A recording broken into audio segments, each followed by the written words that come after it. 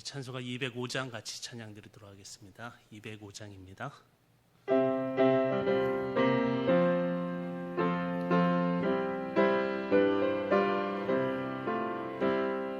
주 예수 크신 사랑 늘 말해주시오. 나 항상 듣던 말씀 또 들려주시오. 저 외치 않는 천국 주 예수 계신 곳 나 밝히 알아듣게 또 들려주시오. 나 항상 듣던 말씀 나 항상 듣던 말씀 주 예수 크신 사랑 또 들려주시오.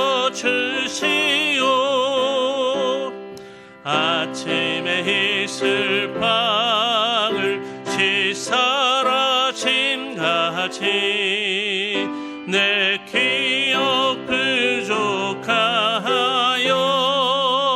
늘 익히시으니 잘 알아듣기 쉽게 늘 말해주시오. 날 구속하신 사랑 또 들려주시오. 나 항상 듣던 말씀 나 항상 듣던 말씀 주 예수 크신 사랑 또 들려주시오. 주 예수 나를 위해 이 세상 오셔서 날 구속하신 은혜 말하여 주시오. 나 같은 사람 위해 주 호혈을 였네. 이 복스러운 말씀 또 들려주시오. 나 항상 듣던 말씀 나 항상 듣던 말씀 주 예수 크신 사랑 또 들려주시오. 이 세상 헛된 영화 날 미혹할 때에 주 예수 크신 사랑 늘 들려주시오. 천국의 빛난 영광 내 눈에 비칠 때 주 예수 크신 사랑 또 들려주시오. 나 항상 듣던 말씀 항상 듣던 말씀 주 예수 크신 사랑 또 들려주시오.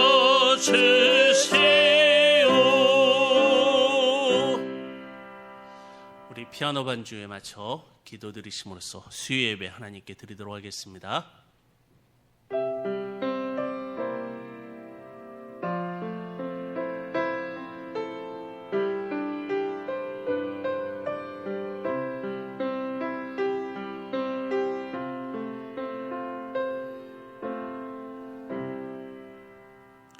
전능의 아버지 하나님 감사드립니다. 하나님께서 우리에게 또한 예배 드릴 수 있는 특권을 주시고 주 앞에 나올 수 있도록 하시니 감사드립니다.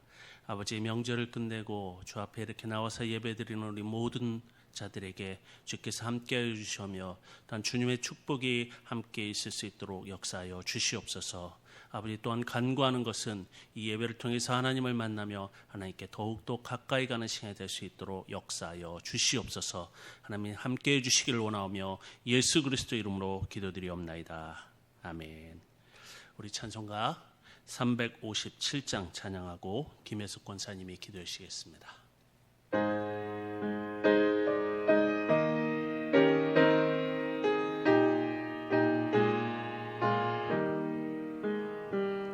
주 믿는 사람 일어나 힘을 합하여 이 세상 모든 마귀를 다쳐서 멸하세. 저 앞에 오는 적군을 다 싸워 이겨라. 주 예수 믿는 힘으로 온 세상이 이기네.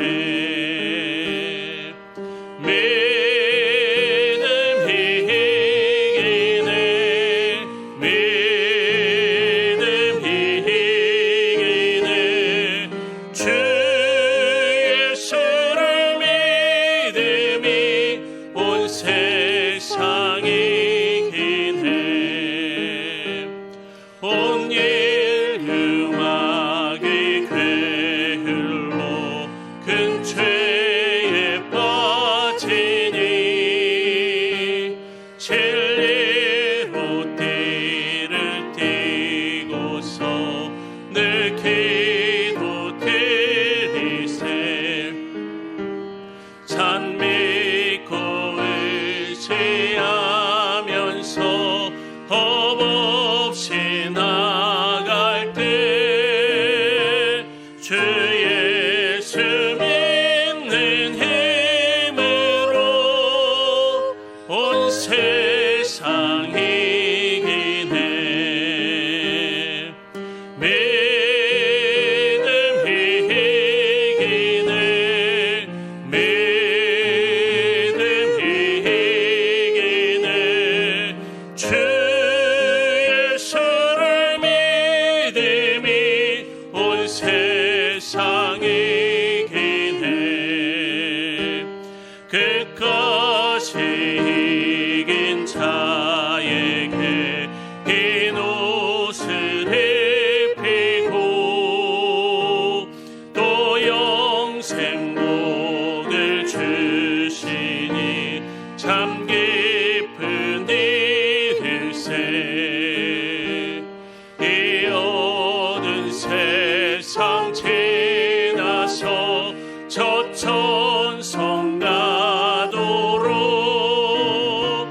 주 예수 믿는 힘으로 온 세상 이기네. 믿음이 이기네. 믿음이 이기네. 주 예수를 믿음이 온 세상 이기네.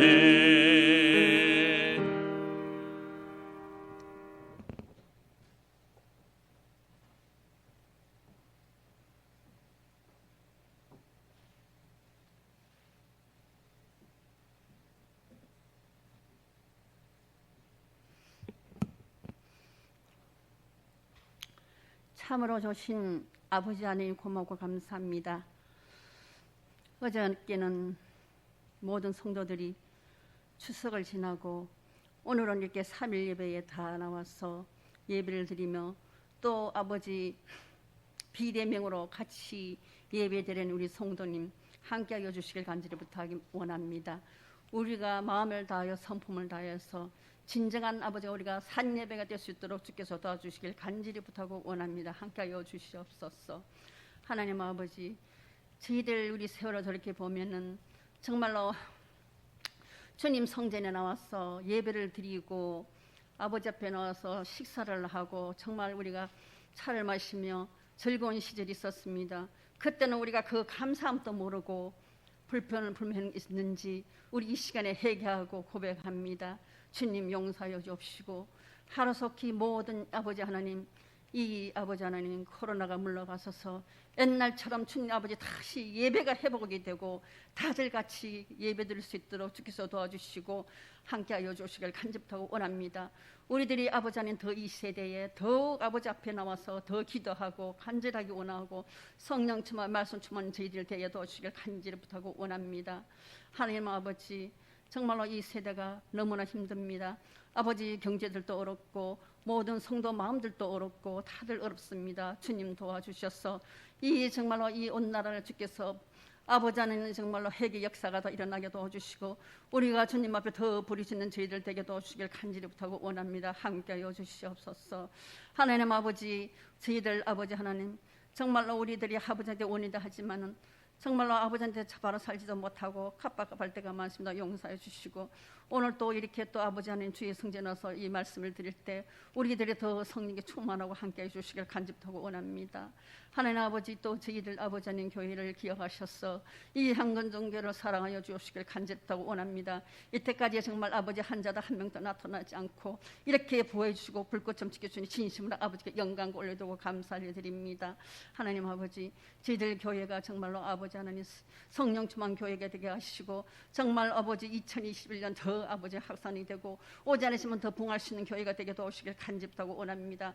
우리 아버지 하나님 모든 아버지 하나님 우리 구역들이 활성화되게 하시고 또 아버지 우리 교회의 모든 아버지 기관들이 있습니다. 지금 아버지 하나님 정말 주일 예배를 보지도 못하는 학생들 아버지 함께하여 주옵시고 우리 아버지 정말 중고등부 또 요 하나님 또 청년부 또 아버지 우리 청년의 모든 기관기문 일어나서 빛을 바라며 더 주님의 힘쓰는 저희들이 되게 도와주시길 간절히 부탁하고 원합니다.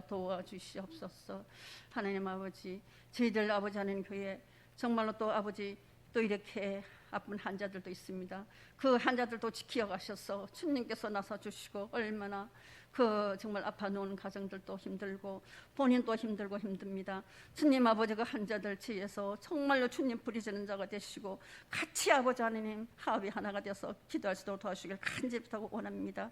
또 아버지 멀리 또 있는 군복무 가는 형제들도 있고 해외로 가는 우리 모든 성도들도 있습니다. 그들에게도 함께해 주시고 그곳에서도 아버지 코로나 걸리지 않고 다 보호해 주시고 함께해 주시기를 간절히 원합니다. 정말 추석을 할 때 지금 고향에 있는 사람도 있고 또 움직이는 사람도 있습니다. 오가는 것 찾길 주님 아버지 하나님 오가는 지금 보이지 않는 어떤 위험에서 다 막아주시고 함께해 주시길 간절히 부탁하고 원합니다. 도와주시옵소서.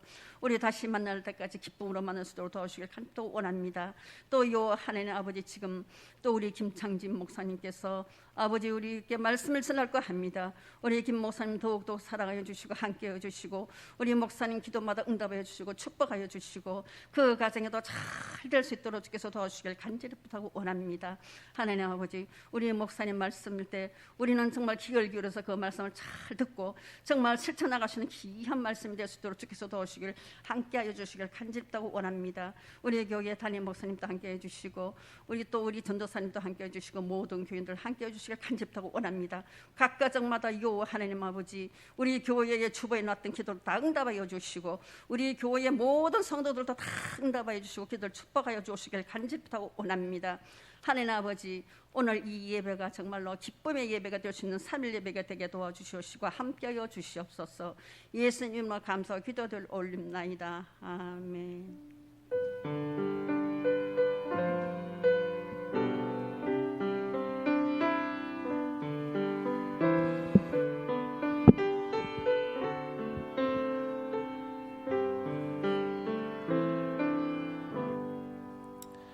이 시간 우리 같이 보실 말씀은 로마서 2장 12절부터 16절까지 말씀입니다.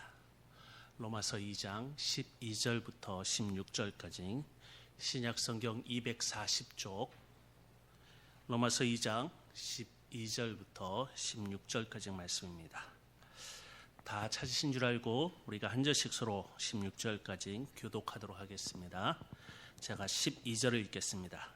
무릇 율법 없이 범죄한 자는 또한 율법 없이 망하고 무릇 율법이 있고 범죄한 자는 율법으로 말미암아 심판을 받으리라. 하나님 앞에서는 율법을 듣는 자가 의인이 아니요 오직 율법을 행하는 자라야 의롭다 하심을 얻으리니 율법 없는 이방인이 본성으로 율법의 일을 행할 때에는 이 사람은 율법이 없어도 자기가 자기에게 율법이 되나니 이런 이들은 그의 양심이 증거가 되어 그 생각들이 서로 혹은 고발하며 혹은 변명하여 그 마음에 새긴 율법의 행위를 나타내느니라. 우리 같이 읽겠습니다. 곧 나의 복음에 이른 바와 같이 하나님이 예수 그리스도로 말미암아 사람들의 은밀한 것을 심판하시는 그 날이라. 아멘. 먼저 교회 소식을 알려드립니다. 우리가 모든 예배는 이렇게 비대면으로 나라가 정하는 날까지는 드리게 될 것입니다.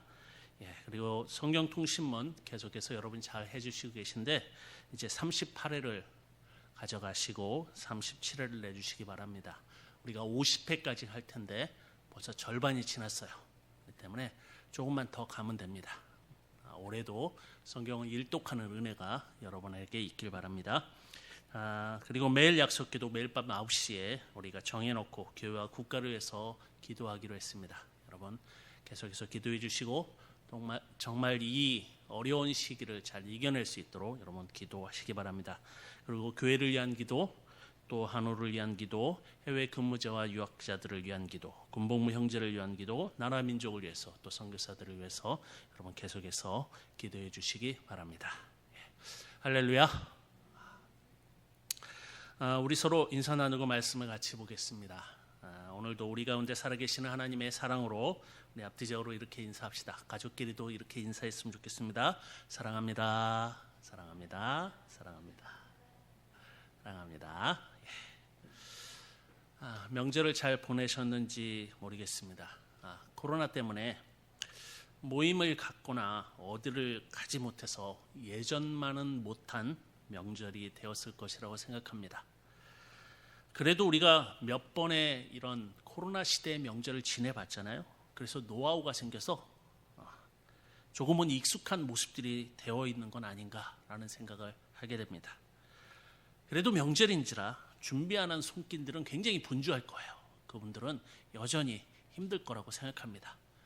그렇다 할지라도 여러분 이 명절 마무리를 하면서 이렇게 예배 방송을 보는 것도 나쁘지 않을 거라고 생각합니다. 긴장이 다 풀어진 마음이지만 다잡고 하나님 앞에 다시 한번 서면서 예배로 나아간다면 얼마나 좋겠습니까? 이 시간 정말 여러분이 예배를 보는 것이 아니라 TV를 보게 되면 볼 수밖에 없어요. 근데 보는 것이 아니라 예배를 드리는 마음으로 하나님 앞에 서기를 바랍니다. 저는 계속해서 여러분과 로마서를 보고 있습니다. 바울이 당시에 세계에서 가장 큰 도시였던 로마, 이 로마에 살고 있는 그리스도인들에게 편지로 당부하는 것들이 오늘 우리가 보고 있는 로마서라는 편지예요. 근데 이것은 현재를 사는 우리도 정말 이 로마서를 통해서 그 지혜를 얻을 필요가 있어요. 우리도 이렇게 커다란 도시에 살고 있기 때문입니다. 그리스도인에게 지혜라는 것은 다른 것이 아니죠. 지혜란 하나님을 경외하는 것이에요. 로마인으로 살아가면서 하나님을 경외하는 지혜, 그 지혜를 바울은 지금 로마서를 통해서 그들에게 가르치고 말하고 있는 것이에요. 그렇다면 우리도 동일하지 않습니까? 서울에 살면서 또는 다른 지역에 사시겠지만 이렇게 현대의 이 거대 도시 많은 사람들과 살면서 또한 하나님을 경외하는 그리스도인으로 사는 이 두 가지를 어떻게 잘 살아가느냐, 그 지혜를 바로 이 로마서에서 배울 수 있는 것이에요. 여러분 가끔 보면 그리스도인을 세상을 거스리는 사람, 즉 이 더러운 세상을 반대하는 거룩한 사람들로 착각하는 사람들이 있어요. 그럼 우린 거룩한 사람이 아니에요. 그렇게 생각하시면 큰일 납니다. 우리는요 거룩한 사람이 아니라 우리는 성경은 분명하게 얘기합니다. 로마서에도 그렇게 얘기해요. 우리는 더러운 내가 구원의 길을 알게 되어서 다른 사람들에게 그 길을 전하는 사람, 이렇게 얘기하고 있어요. 여러분, 우리가 깨끗한 이유가 뭐예요? 내가 깨끗해서가 아니에요. 예수님이 나를 깨끗하게 하셨기 때문이에요. 아니, 깨끗해진 것이 아니라 예수님이 나를 깨끗하게 보시는 것이에요. 예수님 안에 들어가 있기 때문에 내가 깨끗하게 보이는 것이지, 하나님이 그렇게 인정해 주시는 것이지 내가 깨끗해서가 아니에요. 그렇게 생각하면 우리는 엉뚱한 짓을 할 수밖에 없어요. 여러분, 자꾸 요즘 우리나라 안에도 이상한 믿음을 가진 사람들이 있죠. 이유가 바로 여기서부터인 거예요. 내가 깨끗하다고 생각하는 것이 아닙니다. 나는 깨끗하지 않습니다. 여러분, 우리가 깨끗하면 더 이상 하나님의 역사는 필요가 없어요. 우리는 주님이 오신 그날을 기다리는 것이에요. 완전하게 깨끗해지는 날을 기다리는 것이에요. 그것이 우리의 모습입니다. 우리가 완전히 깨끗하게 될 것이라는 분명한 약속을 받은 것은 분명합니다. 그 약속을 믿고 그날에 우리는 깨끗할 것이라는 그 소망을 가지고, 그리고 그날을 위해서 달려가는 사람들인 것이에요. 그런 의미에서 오늘 로마서 2장의 내용은요, 하나님의 심판을 이야기하며 그 심판이 얼마나 정당하고 공의롭고 공평한지에 대해서 바울은 이야기하고 있어요. 왜냐하면 그것이 당시의 세상의 가장 커다란 이슈 중에 하나였어요. 바울이 로마 사람들에게 이걸 이야기하는 이유는 그들이 가진 이슈가 이거였다는 것이에요. 물론 여러분, 지금도 이것이 굉장히 큰 이슈죠. 특히 우리나라는 공평, 정의, 공의, 이것에 대해서 얼마나 많이 싸우고, 이것에 대해서 뭐 내로남불이니 어쩌니 하면서 정말 많은 싸움들을 하고 있는 것을 볼 수가 있어요. 2000년 전에도 이것이 이슈였고, 여러분, 지금도 이슈인 이유가 무엇일까요? 여러분, 2000년 전에 이슈였으면 지금은 끝나야 되잖아요. 근데 끝나지 않고 여전히 이슈예요.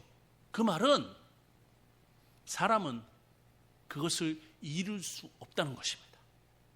사람으로서는 도저히 공평과 이 정의와 또 이 공의를 함께 누릴 수가 없다는 것이에요. 이루어갈 수가 없다는 것이에요. 왜일까요? 이유는 하나입니다. 사람은 거룩하지 않기 때문이에요. 여러분, 아무리 세상이 발전하고 지식이 많아지고 앞으로의 세상이 정말 AI가 발달해지고 또 뭐 많은 일들이 벌어진다 할지라도 사람은 그것을 이룰 수가 없습니다. 여러분, 제가 부정적으로 보이지만 그것은 사실입니다. 절대로 이룰 수가 없어요. 왜냐하면 기본적으로 사람은 그 마음에 탐욕이 자리 잡고 있기 때문인 것이에요. 그래서 성경이 이야기하잖아요. 창세기 6장 5절에 여호와께서 사람의 죄악이 세상에 가득함과 그의 마음으로 생각하는 모든 계획이 항상 악할 뿐임을 보시고 라고 말씀하시는 것을 볼 수 있어요. 사람은 계획하는 그 모든 것이 악한 것이에요. 근데 이 악함이 뭐 때문에 악한 거예요? 탐욕 때문에 악한 거예요. 나를 위해 살기 때문이에요. 여러분, 나를 위해 사는데 어떻게 공평이 이루어집니까? 절대로 이루어질 수가 없어요. 어떻게든 나에게 일이라도 이롭게 하기 위한데 어떻게 공평할 수가 있어요? 그건 공평할 수 없습니다. 뿐만 아닙니다. 예레미야 17장 9절에도 이런 말씀이 있죠. 만물보다 거짓되고 심히 비포한 것은 마음이라 누가 능히 이를 알리오마는 이라고 되어 있는 걸 볼 수가 있습니다. 여러분, 이것을 봐도 알 수 있어요. 하나님 우리를 분명하게 알고 계시는 것이에요. 우리가 어떤 존재인지. 우리도 알아야 돼요. 절대로 그것을 이룰 수 없는 존재라는 사실을. 여러분, 이것을 해결할 수 있는 것은 오직 사람이 새로운 존재로 바뀌는 것뿐입니다. 다시 태어나는 것뿐이에요. 그래서 예수님은 니고데모에게 뭐라고 말씀하셨어요? 요한복음 3장 3절에 보면 예수께서 대답하여 이르시되 진실로 진실로 내게 이르노니 사람이 거듭나지 아니하면 하나님의 나라를 볼 수 없느니라. 이렇게 말씀하시잖아요. 여러분, 바울도 비슷한 말씀하십니다. 바울도 에베소 4장 24절에 하나님을 따라 의와 진리의 거룩함으로 지으심을 받은 새 사람을 입으라 라고 얘기하는 걸 볼 수 있어요. 여러분, 우리는 그날에 다시 창조된 세상과 새 사람이 되어 살아가야만 그것이 가능한 것이에요. 그것만이 사람이 공평과 공의를 이룰 수 있는 방법인 것입니다. 그전에는 우리는 절대로 할 수 없어요. 오직 누구만 가능합니까? 하나님만 가능한 것입니다. 하나님의 심판에서만 기대할 수 있는 일이라는 사실이에요. 그 얘기는 하나님의 심판은 공평하고 공의롭다는 것입니다. 여러분, 로마서 2장은 하나님의 심판이라는 커다란 주제를 가지고 바울이 다루고 있는 장입니다. 지난번에 제가 1절부터 11절까지의 내용을 보았습니다. 거기에는 하나님의 심판에서 중요한 평등의 문제를 다루었어요. 그 얘기는 누구나 동일하게 하나님의 심판에 서게 될 것이라는 것이에요. 하나님의 심판대에 서지 않는 사람은 없다는 것입니다. 평등하게, 동일하게 모두 다 서게 될 것이라는 거예요. 그래서 바울은 거기에 유대인이나 헬라인이나 이런 표현을 쓰고 있어요. 바울의 표현대로 보면 11절에 2장 11절에 이렇게 표현하죠. 하나님은 외모로 사람을 취하지 아니하심이라. 아무리 잘생겨도 하나님의 심판대 앞에서는, 아무리 이뻐도 하나님의 심판대 앞에서는 설 수밖에 없다는 것이에요.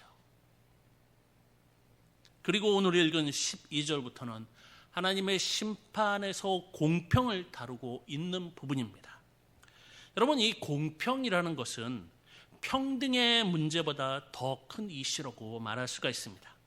아니, 평등과 공평은 함께 가야만 하는 것이에요. 공평이 이루어지지 않으면 평등은 절대로 이루어질 수가 없는 것이고, 다시 말하면 오늘 이 문제는 불공평의 문제, 그것을 지금 이 바울이 이야기하고 있는 것입니다. 여기서 우리가 간단히 단어 정리를 좀 할 필요가 있어요. 사전적 의미로 보면 평등이라는 말은요, 권리나 의무, 신분 따위가 차별이 없이 고르고 한결같음이라는 뜻을 가지고 있습니다. 정리하면 차별이 없이 같다라는 것이죠. 그리고 공평이라는 것은 사전을 찾아보면 어느 한쪽에 치우치지 않고 고름이라고 되어 있습니다. 이것도 정리하면 무슨 말입니까? 치우치지 않는다는 거예요. 50대 50이라는 것입니다. 그런 의미에서 여기서 공평의 문제를 다루는 것은 이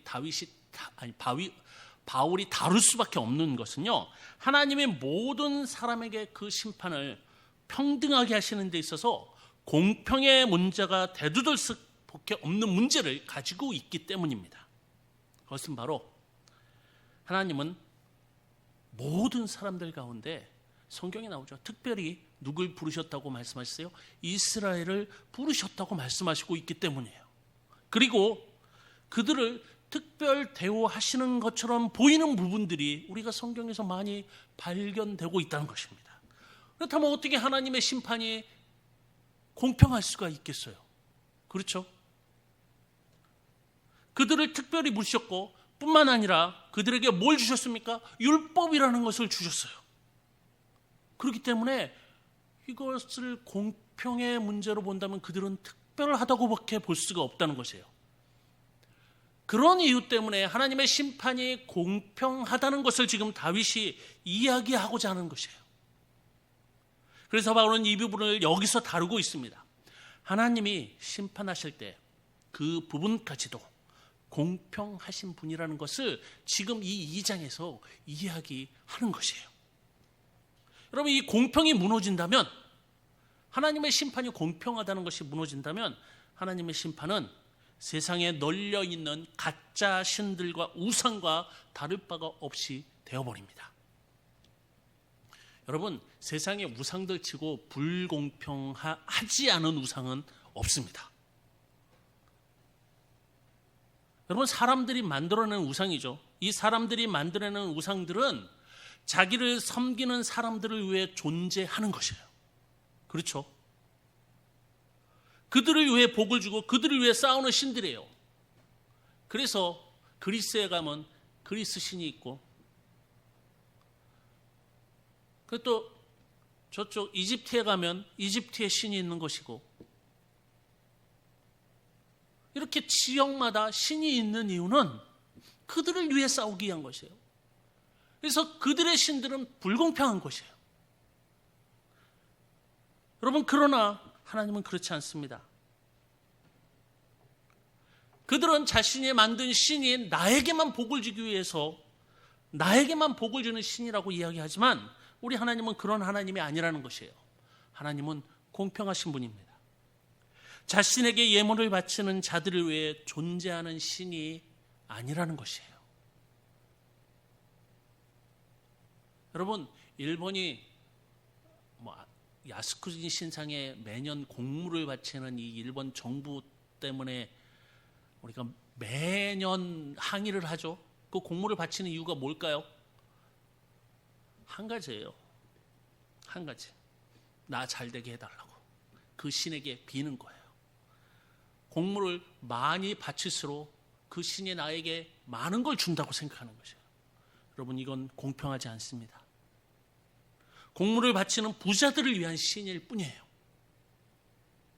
그래서 바울은 오늘 우리가 읽은 부분인 율법을 받지 못한 자들에게 또한 하나님은 공평하다고 이야기하고 있는 것입니다. 그렇게 하나님을 평가하고 또한 공평함을 바울이 드러내기 위해서 이 17절부터 3장 8절까지 율법을 받은 유대인에 대해서 그걸 또 이야기하면서 왜 하나님이 유대인에게도 공평한 하나님인지, 그리고 그 앞에 부분은 이방인이 왜 하나님 앞에 공평한지 이야기하고 있다는 것입니다. 어떻게 보면 이 문제는 굉장히 중요한 문제인 것이에요. 여러분, 그래서 바울이 굉장히 많이 이 부분에서 이 공을 들이고 있어요. 그 부분을 이야기하고 있다는 것이에요. 바울이 이렇게 구분한 것은, 이렇게 이방인과 유대인을 구분하는 이유는 율법 때문인 것을 우리는 알고 있습니다. 또한 바울은 유대인과 율법에 관해서도 계속해서 다룰 것이에요. 바울도 유대인이기 때문에 복음을 받은 사람들이 바울로 혜택을 받은 사람이라고 말할 수 있는 것을 이 바울은 고려하고 있는 것이에요. 하나님의 공평이라는 부분에서 그렇지 않다라고 지금 바울은 이야기해 가고 있는 것입니다. 바울은 먼저 복잡한 유대인보다 유대인이 아닌 대부분의 사람들, 그걸 뭐라고 이야기합니까? 이방인이라는 총칭을 통해서 다루고 있죠. 이렇게 유대인과 이방인을 구분하는 가장 중요한 구분이 뭐라고요? 율법이에요. 율법. 그래서 바울은 이 주제를 다루면서 가장 먼저 유대인보다는 이방인을 이야기하고 있습니다. 12절에 율법 없이 범죄한 자라고 말하고 있죠. 기준은 분명합니다. 율법이라는 것이에요. 율법이 없는 자, 즉 율법을 받지 못한 이방인을 말하는 것입니다. 그리고 율법이 있고 범죄한 자는 누구를 이야기하는 것이에요? 유대인을 말하는 것입니다. 바울은 이 둘 다 12절에서 동일하게 심판을 받을 것이라고 말하고 있는 것을 볼 수가 있어요. 하나님은 공평하시기 때문에 율법이 없는 자를 율법으로 평가하지 않는다고 이야기합니다. 그렇다면 율법을 받은 자는 율법까지 추가해서 평가하신다고 이야기하고 있는 것이에요. 이것이 하나님의 공평이라고 바울은 이야기합니다. 그렇죠? 그렇게 해야죠. 그렇기 때문에 13절에 율법을 받고도 율법을 행하지 않는 것이 죄라고 이야기하고 있는 것이에요. 여러분, 이것은 지금의 우리에게도 동일하게 적용될 수 있는 부분이 아닐까 생각합니다. 우리는 말씀을 받은 자들입니다. 하나님의 말씀을 읽어야 하는 자들인 것이 분명합니다. 그리고 그 말씀에 따라 살아가야 하는 사람들입니다. 그런데 그래도 믿지 않는 사람이 있죠. 말씀을 받아도, 말씀을 그것에 대해서 들어도 전혀 의식이 없고 그냥 살아간다면, 여러분, 그가 받는 심판은 오늘 이 말씀에 의하면 분명해집니다. 그것까지는 추가해서 율법이 있는 자들은 율법의 내용까지 추가해서 심판을 받듯이 우리도 동일할 수밖에 없다는 것이에요. 더 큰 범위로 받을 수밖에 없는 것입니다. 분명한 것은 하나님의 심판은 공평하다는 것이에요. 이방인에게 율법이 없기 때문에 그들에게 율법을 지키지 않아 생기는 그러한 범죄는 하나님이 묻지 않으신다는 것이에요. 율법은 제외예요. 그들에게 주어진 것은 양심을 지키는 것이에요. 양심을 지키지 않는 범죄는 분명히 하나님께서 물으실 것이라고 이야기합니다. 그래서 바울은요 1장 19절에 이렇게 얘기해요. 이는 하나님을 알만한 것이 그들 속에 보임이라. 하나님께서 이를 그들에게 보이셨느니라 라고 이야기합니다. 그들 안에 알만한 것들을 주셨다는 것입니다. 바울은 이것을 15절에 가서 마음에 새긴 율법이라고 이야기하는 것을 볼 수가 있어요. 유대인이 아닌 이방인들은 하나님의 양심, 즉 마음에 새긴 율법을 주셔서 그것을 지키게 하셨다는 것입니다. 여러분, 사실 양심이란 사람이 지켜야 할 가장 기본적인 법이며 마음입니다. 그것은 악하건 착하건 있는 마음이에요. 여러분, 칼빈은 양심을 이렇게 정의합니다. 이 말을 잘 들을 필요가 있어요. 합리적인 행위에 대하여서는 변호하며 악한 행실에 대하여서는 고발하고 유죄 선고를 내리기도 하는 것이 양심이라고 이야기해요. 그러니까 우리가 보면 저게 악한지 선인지 안다는 것이에요. 저 행동이 나쁜지 좋은지 안다는 것이에요. 그런데 그것에 대해서 말하지 않는 것도 그것도 양심을 어기는 것이라고 칼빈은 이야기해요. 여러분, 성경은 하나님이 이러한 양심을 모든 사람에게 주었다고 이야기하고 있습니다. 결국 16절에서 하나님은 사람들의 은밀한 것을 심판하신다고 말씀하면서 이방인에게 주어진 율법과도 같은 양심을 속이는 자들에 대하여 율법이 아닌 공평하게 하나님이 주신 양심에 의하여 심판하겠다고 말씀하시고 있습니다. 여러분, 하나님은 주어지지 않은 것을 요구하시는 분이 아닙니다. 많이 주어진 자에게는 많이 요구하시는 분이에요. 적게 주어진 자에게는 적게 요구하십니다. 좋은 예가 있잖아요. 마태복음 25장에 나오는 달란트 비유. 5달란트 받은 자에게는 5달란트를, 1달란트 받은 자에게는 1달란트를 그 이상 요구하지 않으셔요. 그래서 예수님은 누가복음 12장 48절에 이렇게 말씀하시죠. 알지 못하고 맞을 일을 행한 종은 적게 맞으리라. 무릇 많이 받은 자에게는 많이 요구할 것이요 많이 맡은 자에게는 많이 달라 할 것이니라. 여러분, 이 말을 우리가 기억해야 합니다. 하나님은 내게 많은 걸 주셨다? 여러분, 그렇다면 많은 걸 요구하실 것이에요. 이것이 하나님의 공평한 계산법입니다. 하나님의 나라는 다릅니다. 세상과는 분명하게 다릅니다. 하나님이 다스리는 세상은 정의와 공평과 이 평등이 있는 자유로운 세상인 것이에요. 여러분, 제가 성경을 오랫동안 공부하면서 가만히 세보니까 제가 성경만 학교에서 공부한 게 거의 20년 가까이 되는 것 같아요. 근데 이렇게 공부하면서 알게 된 것 중에 하나가, 우리가 사는 세상은 정의와 평등과 공평과 자유는 공존할 수 없는 것이라는 것이에요. 절대로 이게 공존할 수 없어요. 이게 공존하려고 많은 이 사상가들과 정치인들이 노력했지만 누구도 이루지 못했어요. 누구도 그걸 이룬 사람은 없습니다. 그건 이상일 뿐이에요. 이상. 여러분, 그렇게 공존하는 세상을 사람들이 뭐라고 그래서 이야기합니까? 파라다이스. 그 얘기가 뭐예요? 천국. 이것들이 공존하는 세상은 천국이라고 이야기합니다. 사람들은 절대로 이룰 수 없는 이상인 것이에요. 그런데 바울은 그런 나라가 이루어질 것이라고 지금 이야기하고 있어요. 그 나라는 바로 하나님의 심판이 시작되는 그때부터 시작될 것이라고 이야기합니다. 그것을 바울은 로마서에서 말하고 있습니다.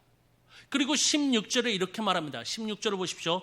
곧 나의 복음에 이른 바와 같이 하나님이 예수 그리스도를 말미암아 사람들의 은밀한 것을 심판하시는 그날이라. 여기서 이 그날이 바로 정의와 평등과 공평과 자유가 공존하는 날이에요. 무슨 날입니까? 하나님의 날. 하나님의 심판이 이루어지는 날이에요. 그렇기 때문에 그리스도인이 추구하는 나라는 다를 수밖에 없는 것이에요. 여러분, 요즘 대한민국이 다음 대통령을 뽑는 일에 굉장히 시끄럽습니다. 매일 뉴스에 나오죠. 그러면서 후보자들마다 이야기하는 것이 있어요. 자신들이 꿈꾸는 나라를 말합니다.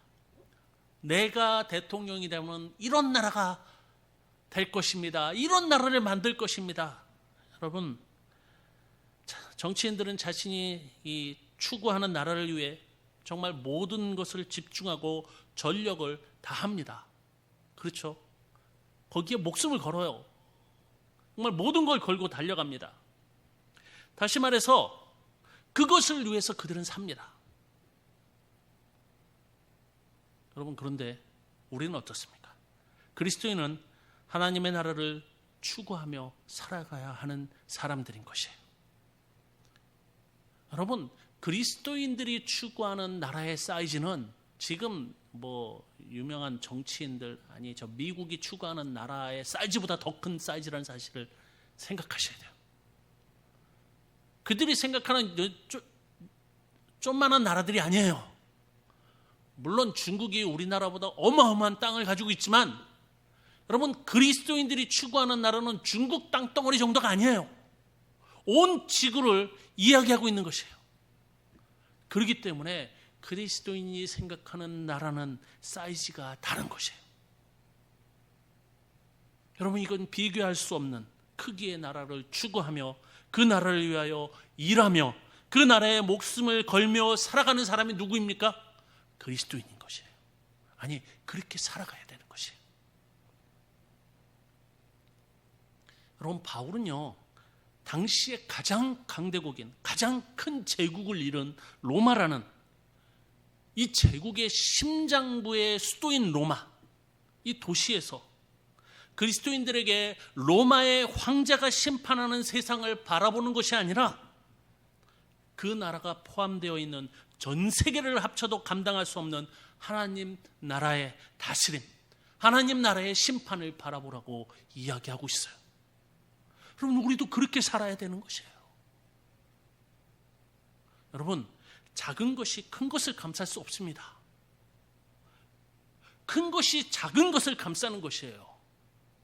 우리가 추구하는 하나님의 나라가 저 미국을 감싸는 거고 중국을 감싸는 거고 이 대한민국을 감싸는 것이지, 대한민국의 이 좁아 터진 이곳에서 추구하는 그 이상의 하나님의 나라를 어떻게 감쌀 수 있겠어요?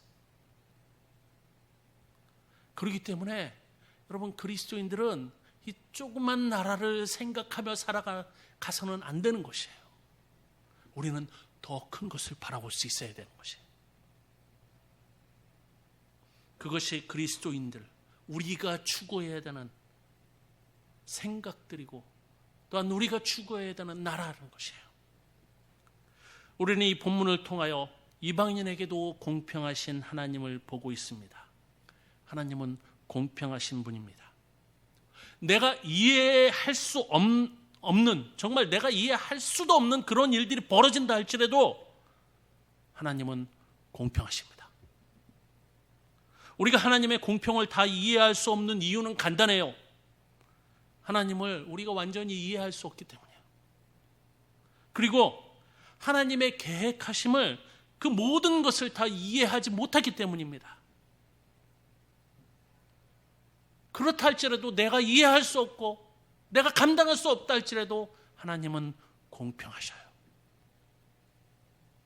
지금 현재 내게 일어나는 일들이 공평하다는 것을 이해할 수 없을 수 있지만, 여러분, 지금 내게 일어난 일들이 아무리 둘러봐도 공평하다고 생각들지 않는다 할지라도 하나님은 공평하시다는 것을 믿고 견딘다면 그 공평을 언젠가는 볼 수가 있다는 사실이에요.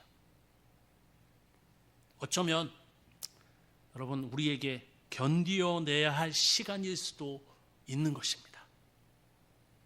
하나님의 이스라엘에게만 모두 주신 것 같지만 하나님은 그 반대에 있는 이방인에게도 공평하셨다는 것을 오늘 바울은 성경에서 말하고 있습니다. 사랑하는 성도 여러분, 현재 우리에게 일어난 모든 일들을 이해할 수 없지만 하나님의 이 세상을 주관하시기에 분명히 공평하실 것입니다. 우리는 하나님의 예수 그리스도로 말미암아 사람들의 은밀한 것을 심판하시는 그날이 있음을 믿고 소망하며 오늘도 말씀을 우리의 삶에 적용하며 행하는 자로 이 땅을 살아가는 지혜를 또한 배우고 발휘해야 하는 것이에요. 여러분, 공평하신 하나님께 감사하십시오. 그것이 우리가 해야 할 일일 것이에요.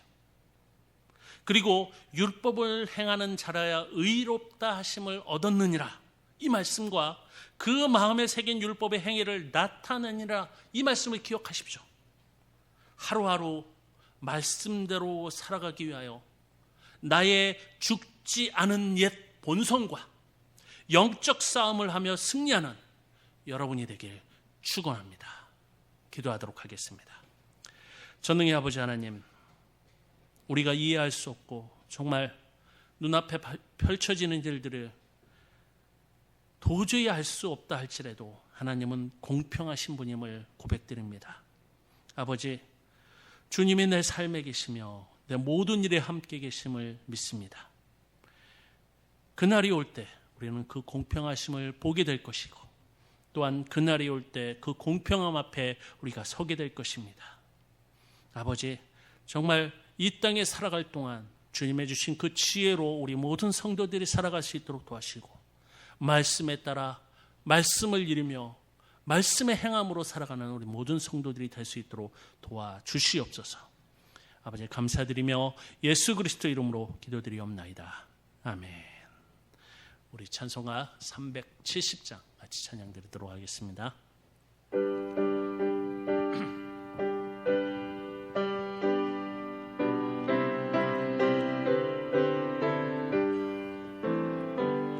주 안에 있는 나에게 단 근심 있으랴. 십자가 밑에 나가 내 짐을 풀었네. 주님을 찬송하면서 할렐루야 할렐루야. 내 앞길 멀고 험해도 나 주님만 따라가리. 그 두려움이 변하여 내 기도 되었고, 전날의 한숨 변하여 내 노래 되었네. 주님을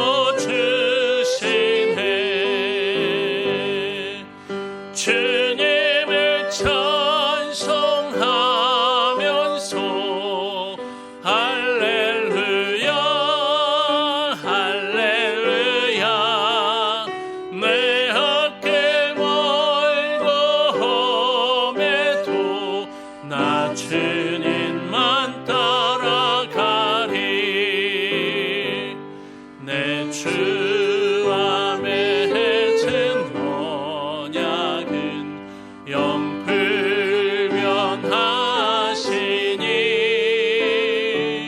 그 나라 가기까지는 늘 보호하시네. 주님을 찬송하면서 할렐루야 할렐루야 내 어깨 멀고 험해도 나 주님만 따라가리.